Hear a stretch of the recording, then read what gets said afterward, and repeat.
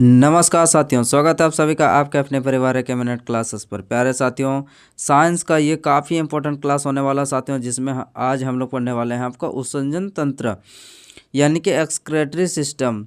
तो यह क्लास अभी जितने भी हम लोग का एग्ज़ाम होने वाले हैं, मान लीजिए आपका टेक्नीशियन का एग्ज़ाम है, तो टेक्नीशियन के एग्ज़ाम के लिए भी आपका काफ़ी इंपॉर्टेंट क्लास होने वाला साथियों। अब वो टाइम नहीं रहा कि आप वन लाइनर क्वेश्चन को पढ़ के जाएँ और जो है आपका एग्ज़ाम को क्रैक करें। आपने देखा ही कि आपका जो एलपी का एग्ज़ाम हुआ अभी, तो एलपी का एग्ज़ाम में कैसे आपका स्टेटमेंट वाला क्वेश्चन को देखने को मिला है। तो ठीक उसी प्रकार से हम लोग का 2018 से लेकर 22 तक में जितने भी हम लोग का क्वेश्चन पूछे गए हैं, वो भी काफ़ी आपका स्टेटमेंट टाइप के क्वेश्चन पूछे गए हैं। तो इसलिए आपको जो ये क्लास आपका काफ़ी इंपॉर्टेंट क्लास होने वाला है। प्रत्येक क्वेश्चन का जो हम लोग डिटेल में एनालिसिस यानी कि देखने वाले हैं। तो यदि आप चैनल पर नए हैं तो सब्सक्राइब जरूर करें साथियों। तो चलिए शुरू करते हैं। पहला क्वेश्चन क्या है साथियों, हम लोग का पहला क्वेश्चन हम लोग को पूछा जा रहा है कि वृक्कों में मूत्र के निर्माण में शामिल दी गई 3 क्रियाओं का सही आपको क्रम आपको बताना है कि इनमें से आपका जो मूत्र निर्माण के लिए जो प्रक्रिया है, आपका सही प्रक्रिया आपका कौन सा होगा। तो सही प्रक्रिया हम लोग का क्या हो जाएगा, आपका निस्पंदन होगा पहले, उसके बाद चयनात्मक हो जाएगा, और उसके बाद चयनात्मक अवशोषण, उसके बाद हो जाएगा आपका निष्कासन। तो सही उत्तर क्या हो जाएगा हम लोग का, सही उत्तर हो जाएगा option number A is a correct answer. निस्पंदन, चयनात्मक, पुनः अवशोषण, उसके बाद हो जाएगा आपका निष्कासन। चलिए साथियों, अगले क्वेश्चन पर चलते हैं। अगला यहाँ पर देख लीजिए, आपका काफ़ी इंपॉर्टेंट यहाँ पर डिस्कस किया गया है। वृक्क के बारे में क्या बोल रहा है कि वृक्क के कार्य प्रत्येक दिन क्या करता है, यह वृक्क जो है मूत्र का उत्पादन करता है यानी कि निर्माण करता है, और रेनिन हार्मोन का उत्पादन नियंत्रण करता है रक्तचाप को, और रक्त को फिल्टर करने का मदद करता है कौन, ये जो हम लोग का किडनी है, वृक्क है। और वृक्क की जो इकाई है ये हम लोग का क्या होता है, आपका नेफ्रॉन होता है। तो ये भी आपको ध्यान रखना है। चलिए आगे बढ़ते हैं साथियों। अगला क्वेश्चन हम लोग का पूछा जा रहा है, मानव वृक्क में वृक्काणु, क्या बोला जा रहा है कि मानव वृक्क में वृक्काणु नलिकानुमा भाग द्वारा आरंभिक नियंदन नियंत्रण में से इनमें से किन पदार्थों का चयनात्मक पुनः अवशोषण कर लिया जाता है। तो क्या हो जाएगा, इसमें से हम लोग का जो ग्लूकोज, जल, लवण और अमीनो अम्ल को हम लोग का क्या होता है, आपका इसको अवशोषण कर लिया जाता है आपका पुनः। ठीक है, चलिए आगे बढ़ते हैं। अगला यहाँ पर देख लीजिए, आपका जो फैक्ट दिया है, आप फैक्ट को देखते रहिए। फैक्ट हम लोग का बोला जा रहा है कि ग्लूकोज का उपयोग क्या हाइपोग्लाइसेमिया के उपचार के लिए हम लोग ग्लूकोज का उपयोग करते हैं। नेफ्रॉन, यह नेफ्रॉन के बारे में जानते हो तो नेफ्रॉन जो हम लोग का बोलाइट स्राव को पुनः अवशोषण करने के साथ साथ आपका रक्त को निस्पंदन करने का भी काम करते हैं। चलिए साथियों, ये प्रोटीन क्या करता है, प्रोटीन हम लोग का मांसपेशियों का निर्माण और जो संक्रमण है उससे हम लोग का बचाने का काम करता है कौन, ये हो जाएगा आपका प्रोटीन। चलिए आगे बढ़ते हैं साथियों। अगला क्वेश्चन हम लोग को पूछा जा रहा, मनुष्यों का निम्न में से कौन सा अंग उत्सर्जन अंग के रूप में आपका कार्य नहीं करता है, ये आपको बताना है कौन नहीं करता है। तो क्या हो जाएगा, आपका सही उत्तर हो जाएगा आपका जो छोटी अंत होता है, ये हम लोग का छोटी अंत आपका उत्सर्जन अंग के रूप में आपका कार्य नहीं करता है। आइए देख लेते हैं, जैसे यहाँ पर उत्सर्जन अंगों में आपका त्वचा, कौन कौन आपका त्वचा हो गया, यकृत हो गया, बड़ी अंत, फेफड़े और गुर्दा शामिल है। फेफड़े, त्वचा, ये हम लोग का देख लीजिए, आपका फेफड़े, त्वचा, छोटी अंत, बड़ी अंत, ये कार्यात्मक शामिल है। फेफड़े का मुख्य कार्य क्या है, श्वसन के रूप में गैस का आपका क्या करता है, आपका विनिमय प्रक्रिया के द्वारा आपका त्वचा का काम देखते हैं। त्वचा हम लोग का शरीर के सबसे बड़ा भाग है, यानी कि जो सबसे ऊपर में रहता है। कीटाणुओं से भी आपका रक्षा कौन करता है, ये जो हम लोग का त्वचा होता है। आइए आगे बढ़ते हैं साथियों। अगला क्वेश्चन हम लोग को पूछा जा रहा, निम्नलिखित में से कौन सा विकल्प पौधों में उत्सर्जन के विभिन्न तरीकों से आपका बताता है, विभिन्न तरीकों को बताता है। तो क्या हो जाएगा, ये हो जाएगा हम लोग को उत्सर्जन, विसरण और संग्रहण। उत्तर क्या हो जाएगा, उत्सर्जन, विसरण और संग्रहण हम लोग का पौधे में उत्सर्जन का विभिन्न तरीकों को बताता है। ठीक, तो ये आपका इम्पोर्टेंट है, देख लीजिए आपका जो कुछ इम्पोर्टेंट यहाँ पर देखिए, भंडारण के लिए संशोधन किया जाता है। चलिए उतना ज़्यादा इम्पोर्टेंट नहीं, आगे बढ़ते हैं। अगला क्वेश्चन हम लोग को पूछा जा रहा है, वृक्कों यानी कि वृक्क मनुष्य में उत्सर्जन और क्या ऑस्मियोगुलेशन ऑस्मियोगुलेशन का अंग है, वृक्क के किन दो पदार्थ का नियमन करता है? ये आपका बताना कि वृक्क जो है हम लोग का कौन सा दो पदार्थों को नियमन करता है। तो क्या हो जाएगा, ये हम लोग का जल और लवण को क्या करता है, आपका नियमन करता है। आइए आगे बढ़ते हैं। यहाँ पर देख लीजिए, ये जो शेप होता है आपका सेम का शेप का होता है, यानी कि कुछ इस प्रकार का हम लोग का जो है आपका गुर्दा यानी कि किडनी आपको देखने को मिलता है। और यहाँ पर देखिए आपका जो काम क्या क्या करता है, तो यहाँ पर आप देख सकते हैं जो कशेरुकियों में आपका अनेक आवश्यक नियमन भूमिकाएं निभाता है। और वृक्क रक्त से यूरिया और यूरिक अम्ल को हटाने के अलावा और क्या करता है, उसमें जल और लवण की मात्रा को संतुलित रखने में भी मदद करता है। यही हम लोग को बोला गया था, पूछा गया था कि नियमन किसको करता है, तो ये हो जाएगा हमारा जल और लवण को ये क्या करता है, संतुलित करने का भी काम में करता है, काम आता है। Nephrology, nephrology calcium oxalate brick stone का सबसे सामान्य प्रकार है। चलिए, ब्रिक का जो अध्ययन है उसको क्या कहते हैं, उसको हम लोग नेफ्रोलॉजी कहते हैं। आगे बढ़ते हैं साथियों। अगला क्वेश्चन हम लोग को पूछा जा रहा है कि एक वयस्क मनुष्य 24 घंटे में मूत्र के औसतन आपका कितना मात्रा विसर्जित करता है, ये आपको बताना है। कि जो पुरुष जो यानी कि जो मनुष्य होता है, मनुष्य 24 घंटा में आपका कितना जो यूरिन है वो बाहर निकालता। तो सही उत्तर क्या हो जाएगा आपका 1 लीटर से लेकर आपका 1.8 लीटर तक जो है आपका मूत्र को विसर्जित करता है या उत्सर्जित करता है। मूत्र 95% आपका उसमें पानी होता है, 2.5 होता है यूरिया होता है, 2.5 अन्य जो हम लोग का अवशिष्ट पदार्थ होता है वो आपका 2.5 होता है। ये किस प्रकार का दिखता है ये तो आपको पता है। और उसमें देखिए आपका अमोनियोटेलिक आपका जीव आमतौर पर आपका घुलनशील अमोनिया के रूप में आपका नाइट्रोजन युक्त अवशिष्ट को उत्सर्जित करता है। ये काफ़ी इंपॉर्टेंट है साथियों। जो हम लोग का जो अमोनियोटेलिक आपका जो जीव होता है ये क्या करता है, आमतौर पर घुलनशील अमोनिया को नाइट्रेट के रूप में बाहर निकलता है, यानी कि जो उत्सर्जन होता है उसको बाहर निकलता है।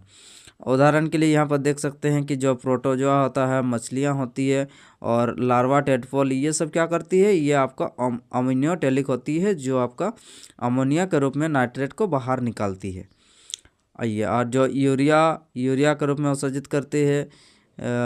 फिर आपको यहाँ पर देख सकते हैं यूरिया के रूप में आपका मछली मानव, ये जो है आपका मछली मानव, ये कुछ मछली अजीब टाइप का है, काटिया लाजनियस मछली, ये भी हम लोग का किस प्रकार से करता है, ये नाइट्रोजन को यूरिया के रूप में उत्सर्जन करता है। आइए आगे बढ़ते हैं साथियों। अगला क्वेश्चन हम लोग का क्या है, कितना नंबर, हाँ क्वेश्चन नंबर हम लोग का 405 पूछा जा रहा है कि निम्न में से क्या जलीय जीवों का उत्सर्जन उत्पाद है। ये आपको काफ़ी इंपॉर्टेंट साथियों। जलीय जीवों का उत्सर्जन हम लोग का क्या होता है, अभी इससे पहले हम लोग देखे थे कि अमोनिया होता है, जो मछली होती है या फिर जो भी हम लोग का जल में रहने वाले जीव होते हैं वो जो उत्सर्जन के रूप में किसको निकालते हैं, तो हम लोग का अमोनिया सही उत्तर हो जाएगा। आइए हम लोग आगे बढ़ते हैं। अगला क्वेश्चन हम लोग क्या है साथियों, अगला क्वेश्चन पूछा जा रहा है कि मानव में यूरिया चक्र निम्न में से किस अंग में होता है, ये आपको बताना है। मानव में यूरिया चक्र जो होता है आपका किन अंग में होता है, तो यह हो जाएगा हम लोग का सही उत्तर आपका यकृत, यानी कि यकृत से जो होता है हम लोग का यूरिया का फॉर्मेशन यानी कि निर्माण होता है। ये काफ़ी इंपॉर्टेंट है, ये आपको स्टार मार्क कर लेना चाहिए। यूरिया चक्र, देखिए यूरिया चक्र अर्नित चक्र के रूप में आपका जाना जाता है। जैव रासायनिक अभिक्रिया के द्वारा ये चक्र को NH3 यानी कि अमोनिया से यूरिया यानी कि NH2CO, ये आपका यूरिया का फॉर्मूला है, रासायनिक फार्मूला, इसको भी याद रखना है। NH2CO का उत्पादन करता है, NH3 से आपका यूरिया में कन्वर्ट करता है। आइए अब आगे देख लेते हैं ये क्या है। यह उत्सर्जन के लिए आपका अत्यधिक क्या होता है, आपका विषैला मतलब टॉक्सिक होता है, अमोनिया को यूरिया में परिवर्तित करता है। यकृत शरीर का सबसे बड़ा क्या है, ठोस अंग है। ये काफ़ी इंपॉर्टेंट है। क्या बोला जा रहा है कि जो हमारा यकृत होता है शरीर का सबसे ठोस अंग होता है।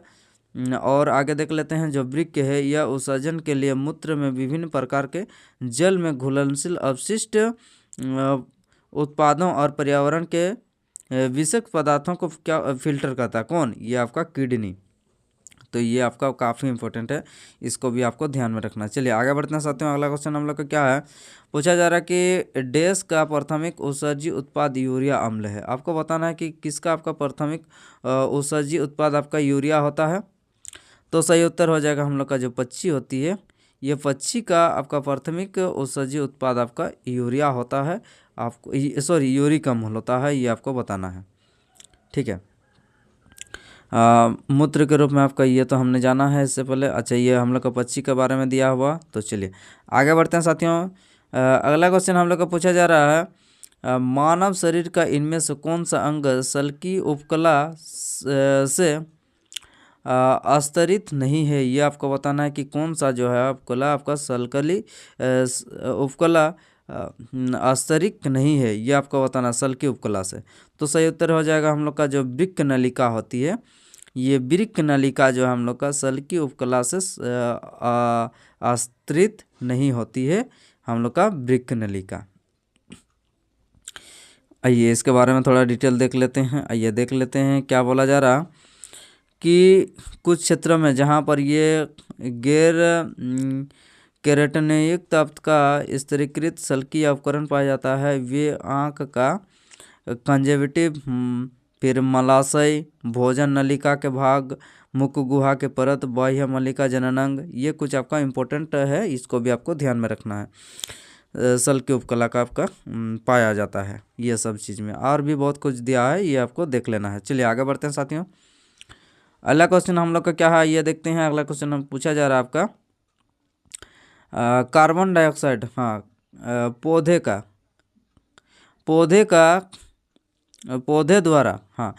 द्वारा उत्पादित कई उत्सर्जी उत्पाद मनुष्यों के लिए उपयोगी होते हैं। उस उत्पाद की पहचान कीजिए जो अंत श्वसन किए जाने पर मनुष्यों के लिए हानिकारक होता है। तो क्या हो जाएगा, कार्बन डाइऑक्साइड हम लोग के लिए हानिकारक होता है, क्योंकि कार्बन डाइऑक्साइड को हम लोग फिल्टर करके हम लोग का क्या करता है, आपका जो रक्त होता है उसमें रक्त के द्वारा सारा हम लोग का बॉडी में पहुंचाया जाता है ऑक्सीजन को, और उसके बाद उसी रक्त में जो है हम लोग का CO2 को जो आपका लंग्स है, लंग्स के द्वारा उसको बाहर निकाला जाता है। चलिए साथियों आगे बढ़ते हैं, अगला क्वेश्चन पे चलते हैं। अगला क्वेश्चन हम लोग का क्या पूछा जा रहा है कि एक स्वस्थ वयस्क का वृक्क प्रतिदिन, आपको बताना है कि एक कोई स्वस्थ व्यक्ति है उसका प्रतिदिन कितना 180 लीटर निस्पंदन उत्पादन करता है, लेकिन वह व्यक्ति केवल आपका 1 लीटर से 1.5 लीटर मूत्र ही बाहर निकलता है। इतना फिल्टर करता है 180 लीटर, लेकिन आपका 1 से 1.5 लीटर मूत्र बाहर निकलता है। पुनः अवशोषित आपका निस्पंदन की मात्रा किन कारकों पर आपका निर्भर करती है? तो ये आपको बताना है किन कारकों पर निर्भर करती है। तो ये हो जाएगा हम लोग का ऑप्शन नंबर बी हो जाएगा, अतिरिक्त जल की मात्रा और उत्सर्जित किए जाने वाले घुलित अवशिष्ट की मात्रा पर ये जो आपका क्या हो जाएगा, ये आपका नियंत्रित होगा, निर्भर करेगा। ये आगे बढ़ते हैं। लगभग आपका देखिए यहाँ पर काफ़ी इंपॉर्टेंट दिया आपका, लगभग क्या हुआ 99% आपका ग्लोमेरुलस फिल्ट्रेट छन्नित यानी कि वृक्क नलिका द्वारा आपका पुनः अवशोषित हो जाता है। ये कुछ आपका इंपॉर्टेंट है, ये भी आपको देख लीजिए। चलिए आगे बढ़ते हैं साथियों। अगला क्वेश्चन हम लोग का पूछा जा रहा है कि नेफ्रॉन का कौन सा भाग रक्त से प्रारंभिक निस्पंदन एकत्र करता है? तो उत्तर हो जाएगा हम लोग का नेफ्रॉन का कौन सा भाग रक्त के प्रारंभिक निस्पंदन एकत्र करता है? तो ये हम लोग का जो वोमन कैप्सूल होता है, वो वोमन कैप्सूल हम लोग का प्रारंभिक निस्पंदन एकत्र करता है। आइए आगे बढ़ते हैं साथियों। अगला क्वेश्चन क्या हम लोग का पूछा जा रहा है कि मानवों में आहार नाल का इनमें से कौन सा भाग अवशिष्ट पदार्थ का उत्सर्जन करता है? तो मानव आहार नाल का कौन सा भाग जो हम लोग का अवशिष्ट पदार्थ का उत्सर्जन करता है? तो इसका सही उत्तर हो जाएगा हम लोग का जो गुदा होता है यानी कि एनस होता है, एनस के द्वारा हम लोग का जो उस अवशिष्ट उत्सर्जी पदार्थ है उसको बाहर निकाला जाता है। सुबह सुबह आप वॉशरूम जाते हैं ना, कहाँ से निकलता है आपका, यही गुदा द्वार के द्वारा आपका जो गंदगी है वो शरीर से बाहर आपका अवशिष्ट के रूप में निकाल दिया जाता है एनस के द्वारा। आइए आगे बढ़ते हैं साथियों, ये आगे देख लीजिए, यह जो कोलन या बड़ी अंत भोजन का क्या कहता है संशोधित करने में भी अंतिम संरचना, छोटा अंत आपका अपचयन पदार्थ लेना उनमें, ये कुछ आपका इंपॉर्टेंट है, देख लीजिएगा। चलिए आगे बढ़ते हैं साथियों। अगला क्वेश्चन हम लोग का पूछा जा रहा है कि निम्नलिखित में से कौन सा मानव औषधि प्रणाली का आपका गठन करता है, ये आपको बताना है। तो कौन गठन करता है, तो ये हम लोग का गुर्दा जो होता है आपका यानी कि किडनी जो होता है, वृक्क की एक जोड़ी यानी कि किडनी का हम लोग का 2 जोड़ा होता है, एक जोड़ी मूत्र वाहिनी की एक जोड़ी, सही बात है, मूत्र वाहिनी की एक जोड़ी ऐसे हम लोग का निकलता है। एक मूत्राशय होता है और एक मूत्र वाहिनी यानी कि जिसके द्वारा हम लोग का मूत्र निकलता है, और यह मूत्राशय, ठीक है। तो वही हम लोग को पूछा जाता है कौन सा मानव उत्सर्जी प्रणाली का गठन करता है, तो ये ही हम लोग का उत्सर्जन प्रणाली का गठन करता है, जिससे हम लोग का किडनी के बाद जो मूत्रवाहिनी नली है, उसके बाद आपका मूत्राशय हो गया, उसके बाद आपका मूत्र मार्ग के द्वारा जो मूत्र है उसको विसर्जित कर दिया जाता है यानी कि बाहर निकाल दिया जाता है। आइए यहाँ पर देख लीजिए, आपका मूत्राशय का मतलब वही जो ब्लैडर होता है जहाँ पर मूत्र को इकट्ठा किया जाता है, इकट्ठा होता है। और मूत्र वाहिनी मतलब होता है यूरेटर, जहाँ से होकर आपका एक या पतली नलिका पेशियाँ नलिका होता है, जिससे आकर आपका गुर्दा से मूत्राशय तक ले जाती है, जो मूत्राशय यानी कि ब्लैडर तक लाती है, उसको क्या बोलते हैं, मूत्रवाहिनी बोलते हैं। और मूत्र मार्ग के द्वारा ये जो आपका मूत्र है वो बाहर निकाल दिया जाता है। चलिए आगे बढ़ते हैं साथियों। अगला क्वेश्चन हम लोग का है, मानव शरीर के इनमें से किस अंग में उपस्थित ऊतक, मानव शरीर के कौन सा अंग इसमें उपस्थित ऊतक बोल रहा है, यानी कि कार्टिलेज टिश्यू मौजूद नहीं होता है, ये आपको बताना है कि कौन सा अंग में उपस्थित ऊतक जो आपका मौजूद नहीं होता है, यानी कि कार्टिलेज टिश्यू नहीं होता है। तो ये हम लोग का क्या होता है, आपका जो वृक्क होता है यानी कि किडनी होता है, किडनी में हम लोग का कोई सा भी कार्टिलेज उपलब्ध नहीं होता है। तो सही उत्तर हम लोग का हो जाएगा ऑप्शन नंबर 1 किडनी हो जाएगा।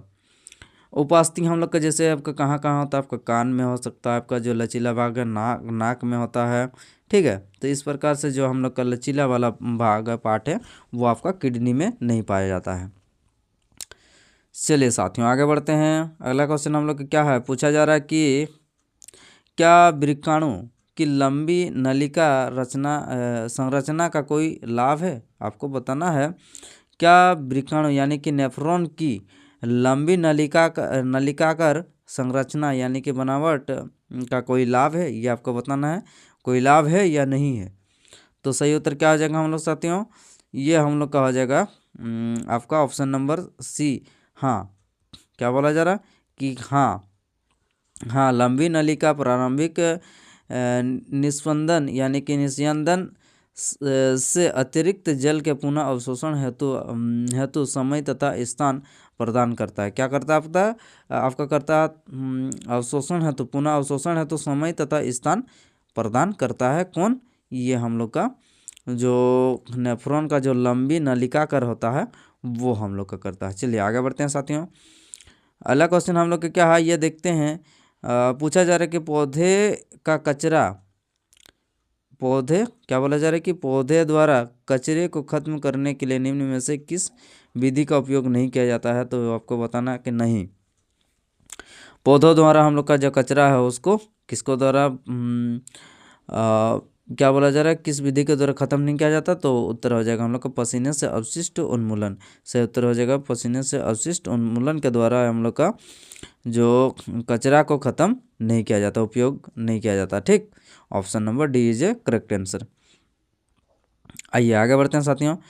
अगला क्वेश्चन क्या बोला जा रहा है, निम्नलिखित में से कौन सा ऊतक वृक्क नलिकाओं की भित्तियाँ का निर्माण करता है, आपको बताना है कि वृक्क नलिकाओं का आपका भित्तियों का निर्माण कौन करता है, तो ये हो जाएगा आपका उपकला ऊतक जो है ये आपका उपकला उत्तक सही उत्तर हो जाएगा, जो आपका वृक्क नलिका की भित्तियों का निर्माण नहीं करता है, उपकला उत्तक। आइए थोड़ा देख लेते हैं ये उत्तक क्या होता है। उत्तक कोशिकाओं को वो समूह जिसकी संरचना समान, क्या बोला जा रहा है, जिसकी संरचना समान होती है और एक विशिष्ट कार्य करते हैं, और एक विशिष्ट यानी कि निश्चित कार्य करते हैं। जंतु उत्तक कई प्रकार के होते हैं, या जैसे उपकला उत्तक शरीर के सभी सतहों को ढकने के लिए काम में आता है, सबसे बड़ा भी होता है। आगे संयोजी उत्तक में यहाँ पर देखिए बहुत सारा उत्तक है, ये भी आपको ध्यान रखना। चलिए आगे बढ़ते हैं साथियों। अगला क्वेश्चन हम लोग का क्या है, ये देखते हैं। अपोहन यानी कि डायलिसिस वृक्क की सामान्य, क्या बोला जा रहा है कि अपोहन जब वृक्क की सामान्य कार्य प्रणाली प्रभावित होने पर रक्त से अवशिष्ट उत्पादों को निकालने के लिए की जाने वाला एक प्रक्रिया आपको अपोहन के चरण नीचे दिए गए आपको ये आपको बताना है कि कौन सा आपको चरण है, वो आपको सही क्रम आपको बताना है। तो क्या हो जाएगा ये देखते हैं।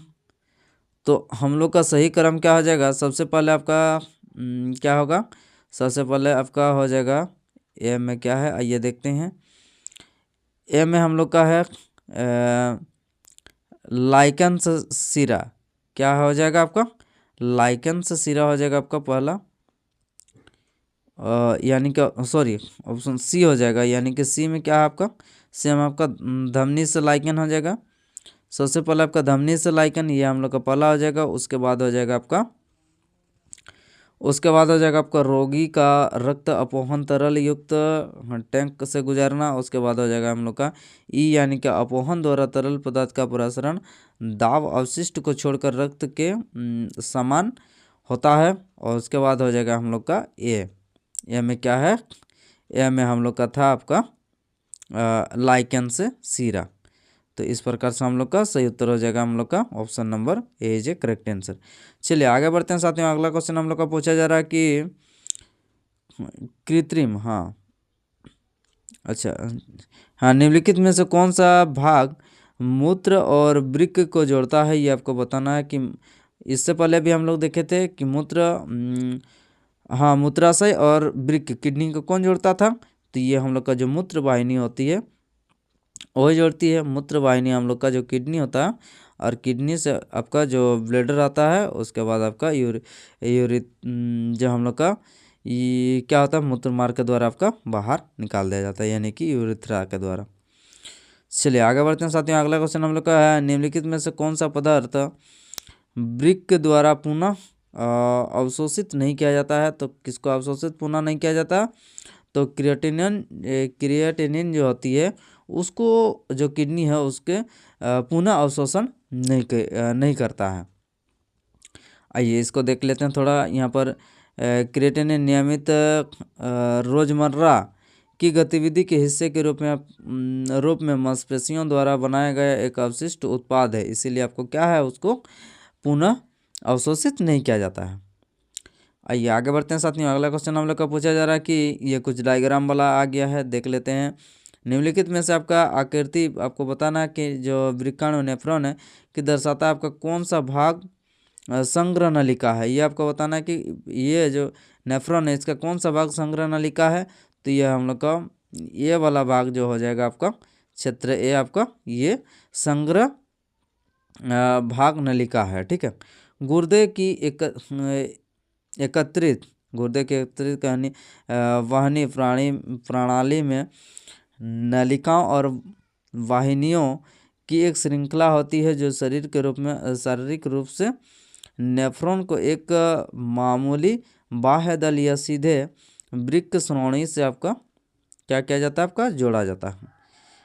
चलिए आगे बढ़ते हैं साथियों। अगला क्वेश्चन भी हम लोग का उसी प्रकार से डायग्राम दिया गया है। ये क्वेश्चन में कि क्या पूछा हम लोग का, पूछा है ये आपका कौन कौन सा पार्ट है, ये आपको बताना है कि कौन सा पार्ट को कौन कौन सा नाम से आपका जाना जाता है। चलिए देख लेते हैं कौन सा पार्ट को किस रूप में जाना जाता है। तो आइए देख लेते हैं। हम लोग का option number B J correct answer हो जाएगा। तो ऑप्शन नंबर बी में क्या है, सबसे पहले हम लोग का एक को क्या बोलेंगे, एक को बोलेंगे हम लोग का वृक्क धमनी की शाखा, इसको बोलेंगे वृक्क धमनी की शाखा। उसके बाद हमारा आ जाएगा आपका कशिका गुच्छा, कशिका गुच्छ। बी में आ जाएगा आपका कशिका गुच्छ। सी में हम लोग का क्या आ जाएगा साथियों, सी में आ जाएगा आपका बोमन संपुट आ जाएगा। उसके बाद डी में आ जाएगा आपका वृक्क शिरा आ जाएगा। डी में आ जाएगा आपका वृक्क शिरा, ये देख सकते हैं। चलिए साथियों अगले क्वेश्चन पर चलते हैं। अगला क्वेश्चन हम लोग को पूछा जा रहा है कृत्रिम वृक्क के रूप में के उपयोग से, क्या बोला जा रहा है कि कृत्रिम वृक्क के उपयोग से नाइट्रोजन युक्त अवशिष्ट को हटाने की प्रक्रिया क्या कहलाती है। तो सही उत्तर हो जाएगा हम लोग का हीमोडायलिसिस, ये कहलाती है। क्या आपका हीमोडायलिसिस कहलाती है। कृत्रिम जो किडनी है उपयोग से हम लोग को नाइट्रोजन युक्त जो हम लोग का अवशिष्ट होता है जो शरीर से बाहर निकाला जाता है, तो हीमोडायलिसिस हम लोग का कहलाता है। चलिए आगे बढ़ते हैं साथियों। अगला क्वेश्चन पूछा जा रहा है कि एक सामान्य वयस्क मनुष्य प्रतिदिन आपका कितना ml जो है वो मूत्र को उत्सर्जित करता है, यानी कि उत्पन्न करता है। तो कितना आ जाएगा 1000 से आपका 2000 आपका ml जो है आपका प्रतिदिन एक मनुष्य के द्वारा प्रतिदिन उत्पन्न किया जाता है। आइए आगे बढ़ते हैं साथियों। अगला क्वेश्चन हम लोग का क्या है, हाँ ये भी हम लोग का फिगर से रिलेटेड क्वेश्चन है। इसमें बोला जा रहा है उत्सर्जन तंत्र में आपको मूत्र वाहिनी के रूप में दर्शाई आपका मूत्राशय की उपस्थिति दर्शाती है। तो क्या हो जाएगा, ये जो हम लोग का ऑप्शन बी है आकृति 1 में हम लोग का ये मूत्राशय को दर्शाती है। इससे पहले भी हम लोग देखे थे, ये 2 किडनी था, किडनी के बाद आपका ये मूत्र मार्ग के द्वारा यहाँ पर मूत्राशय, उसके बाद आपका यूरिथ्रा के द्वारा आपका जो यूरिन है उसको बाहर निकाल दिया जाता था। तो ऑप्शन नंबर बी हम लोग का करेक्ट आंसर हो जाएगा। चलिए आगे बढ़ते हैं साथियों। अगला क्वेश्चन भी हम लोग का डायग्राम से रिलेटेड है। तो ये भी देख सकते हैं कि मूत्र वाहिनी किस बिंदु पर वृक्क से बाहर निकलती है। तो ये आपको बताना है कि कौन सा बिंदु से हम लोग का यहाँ पर बाहर निकलती है। तो आपको बताना हो जाएगा ऑप्शन नंबर बी, यानी कि 2 यहाँ से आपका जो है क्या आपका मूत्र वाहिनी यहाँ से होकर इस प्रकार से ऐसे करके यहाँ पर आपका ब्लैडर में यूरेथर में आ जाता है। उसके बाद यूरेथ्रा के द्वारा आपका बाहर निकाल दिया जाता है। चलिए साथ में आगे बढ़ते हैं। अगला क्वेश्चन हम लोग का क्या है, पादपों में स्तनधारियों की भांति वृक्क जैसा क्या बोला जा रहा है कि पादपों में स्तनधारियों की भांति आपका वृक्क जैसा सुपरिभाषिता उत्सर्जन तंत्र मौजूद क्यों नहीं होता है, ये आपको बताना। तो क्यों नहीं होता है, आइए देख लेते हैं क्यों नहीं होता है। 27 का हम लोग का सही उत्तर हो जाएगा आपका ए, यानी कि क्यों नहीं होता है। तो वे अपने कायिक अंगों के माध्यम से उत्सर्जन करते हैं, यानी कि जो स्तनधारी यानी कि पादप होता है वो क्या करते हैं आपका कायिक अंगों के माध्यम से जो है आपका उत्सर्जन करते हैं। जो भी उसका शरीर का भाग होता है, पार्ट होता है, उसके द्वारा वो बाहर की ओर निकालते हैं जो भी आपका वेस्ट होता है। आगे बढ़ते हैं साथियों। अगला क्वेश्चन क्या है हम लोग का, कृत्रिम वृक्क के द्वारा आपका रक्त से यूरिया को किस प्रकार निकाला जाता है, ये आपको बताना है। जो हम लोग का कृत्रिम आर्टिफिशियल यानी किडनी होता है उसके द्वारा आपका रक्त से यूरिया को किस प्रकार से बाहर निकाला जाता, तो वो हो जाएगा हम लोग का प्रसारण क्रिया के द्वारा आपका बाहर निकाला जाता है। इसको डायलिसिस क्रिया के द्वारा बाहर निकाला जाता है। ठीक है, आइए आगे बढ़ते हैं साथियों। अगला क्वेश्चन हम लोग का पूछा जा रहा है कि निम्नलिखित में से कौन सा पशुजनित नाइट्रोजनी अवशिष्ट उत्पाद नहीं है। नाइट्रोजनी अवशिष्ट उत्पाद इनमें से कौन सा नहीं है, यूरिया भी है हम लोग का, अमोनिया भी है, और हम लोग का यूरिक अम्ल, अमोनिया, यूरिया, ये लैक्टिक अम्ल जो है ये हम लोग का नहीं होता है, जो कि आपका नाइट्रोजनी अवशिष्ट के उत्पाद के रूप में आपका बाहर नहीं निकाला जाता है। ठीक है, चलिए आगे बढ़ते हैं साथियों। अगला क्वेश्चन क्या है ये देखते हैं। बोमन संपुट यानी कि बोमन कैप्सूल जो होता है, बोमन संपुट डैश को ढके रहती है। ये आपको बताना है कि जो बोमन कैप्सूल होता है वो किसको ढका हुआ रहता है। तो ये हो जाएगा आपका जो ग्लोमेरुलस होता है इसको ढके हुए रहता है। कौन, ये आपका बोमन संपुट या बोमन कैप्सूल कह सकते हैं। आइए आगे बढ़ते हैं साथियों। अगला क्वेश्चन हम लोग का क्या है, पूछा जा रहा है कि एक वयस्क मानव मूत्र में क्या बोला जा रहा है कि एक वयस्क मानव मूत्र में आपका डैश होता है। तो क्या होता है इसमें हम लोग का 95% आपका पानी होता है, 2.5% आपका 2.5% यूरिया होता है और 2.5% आपका अन्य जो अवशिष्ट पदार्थ होता है वो आपका 2.5% होता है।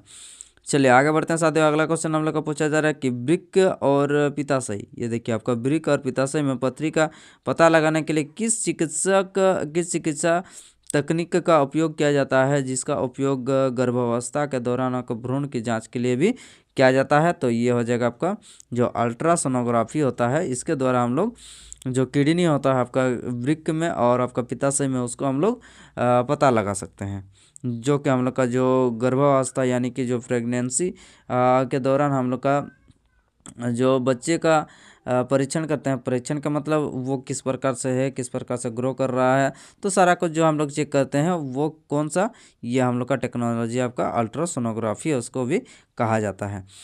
चलिए साथियों आगे बढ़ते हैं। अगला क्वेश्चन हम लोग के क्या है ये देखते हैं। अगला क्वेश्चन हम लोग को पूछा जा रहा है कि निम्न में से कौन सा सबसे कम विषाक्त, क्या बोला कि निम्न में से कौन सा सबसे कम विषाक्त नाइट्रोजन युक्त अवशिष्ट है। तो जो हम लोग का यूरिक अम्ल है, यूरिक अम्ल हम लोग का सबसे कम विषाक्त अवशिष्ट है। कौन? आपका यूरिक अम्ल आपका सही उत्तर हो जाएगा। यह एक उत्सर्जी उत्पाद है जिसके लिए न्यूनतम मात्रा में आपका क्या 1 ग्राम यूरिक अम्ल के लिए आपका लगभग आपका 100 ml लगभग 10 ml पानी की आवश्यकता होती है। यह यकृत में इनोसिसिक पाथवे द्वारा निर्मित होता है। किसके द्वारा? इनोसिसिक पाथवे द्वारा निर्मित होता है। कौन? आपका यूरिक अम्ल।